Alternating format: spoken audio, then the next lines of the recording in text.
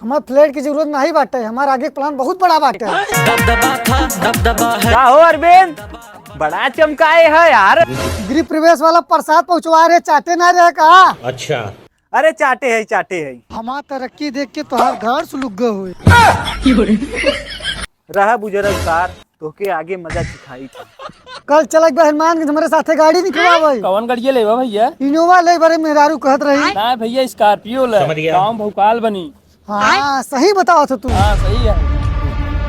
अरे भोसड़िया वाला, ये तो धीरे पे धीरे तरक्की करे जाता है और हम गरीबी रेखा के नीचे चला जाता है। गांव में ऐसा कौन मनई बा कि केकर काम चौपट कई। काल नहाय धोए के सही समय तैयार रह चलक बा। अपने कहानी में जवानी झोंक दे। मोधवा, हाँ जे तोर चाचा याद करे हन तो के। हाँ भैया, हमारे चाचा हमके याद करे ना। ये बतावा तोहारा हमरे चाचा तो 36 के आंकड़ा चलत रहा, कैसे हमारे चाचा तो उसी बात करे ना। अरे यार ये सब बात तय छोड़, पहले जे है तुरंत बुलाए ना। तुरंत ही हम जाते हाँ जे मिल के आओ।